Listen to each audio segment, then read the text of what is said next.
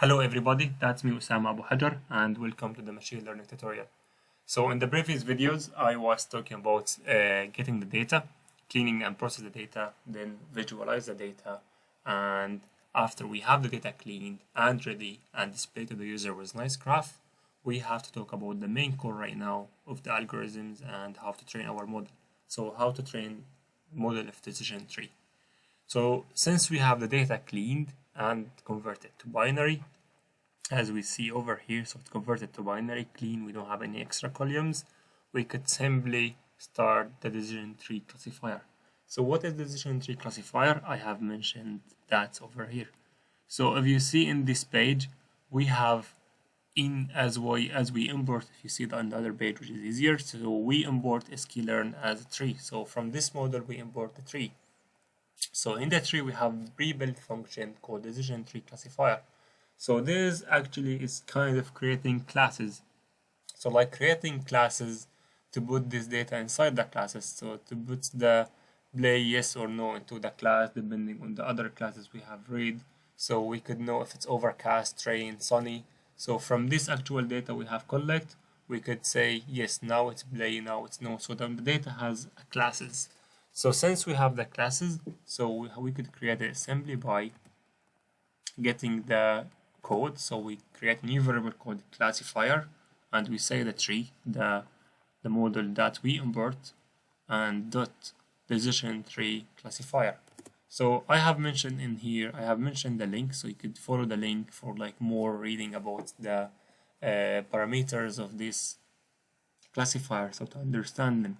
So if we try to print out this classifier to see what is the classifier, so there's different parameters.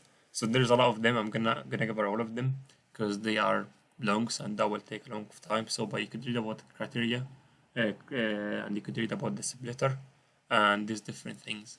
So since we have the classifier, now we could take our data and feed it into the classifier. So now we have the model created. The model is ready to take in new data. So simply what we could do is we say classifier.fit. So if we look to the classifier over here and we look them down to the methods that could be taken by this classifier, we see fit. So fit is building decision tree classifier from training X and Y. So what is X and Y? So basically it's the data that we have and the target. So as we see here, X is the data, binary data that we cleaned. And the target Y, which is the data that we not cleaned before. So they did have the original data here was with its columns play. So now we comparing our trained data, our binary data, sorry, with the target play.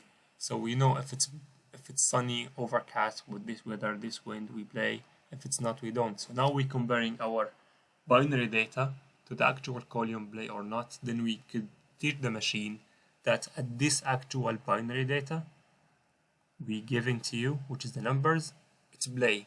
At this data we don't play. At this data we play and we don't play. So now the machine can have better understanding and ready for new inputs. So let's execute that code and see. So assembly, we have a classifier ready to go and ready to take a new data and to have a new data process and to make a new predictions. So since we train our model, I trained it with 200 rows, so that was easy, not really tough. So now we have our model trained and ready to go, and simply we could create a new input and feed this new input to make a prediction and to tell us if we play or not. So let's say the new input, as what we see over here, we went to like a competition, and this competition people and the organizer were giving us these actual columns, the outlook, temperature, humidity, wind, and location, date, or whatever. So they were telling us, can you predict for us, or can you use your model to predict if we can play or not? So remember, our model has been trained with 200 rows of data already. So they are good, but they could be used for predicting new data as well.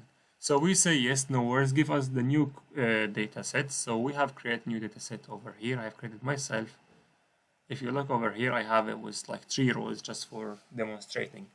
So I have the columns, the important columns. So since the organizer asked me for a new prediction, I could say, give me the outlook, the temperature, humidity, and wind.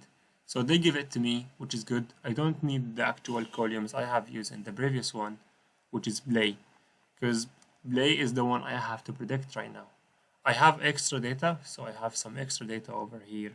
If you look at the new data, I have location, date, address, competition, whatever it is, doesn't make sense for me. What I want exactly is wind, humidity, temp, and outlook. So now back to the coding area. So now what we do, first of all, we just import this data as the previous, as we did, but we import it from the new data, from the new file. So we import it and we print the first 5 rows. So doesn't make any sense because we have only 5 rows, so that will print exact same. So after we import the data to the workspace, we have to drop the columns that we don't need. So redo the actual steps we did. So reprocess the data. So basically drop the columns we don't need. So then convert these columns to an actual binary data. So now we have the binary data of the new data.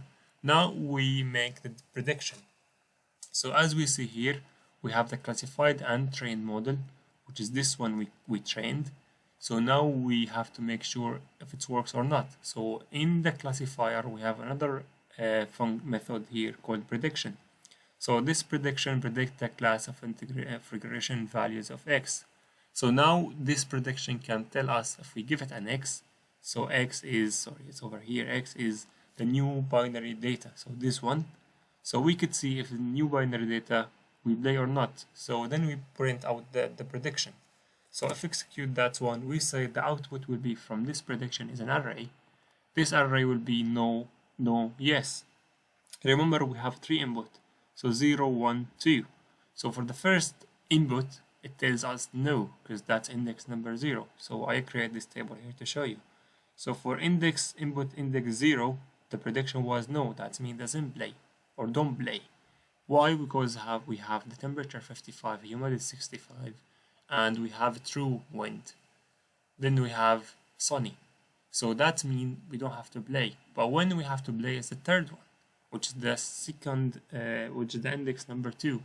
When we have 64, 65 humidity, wind, but it's overcast. So that means when it's overcast, we play.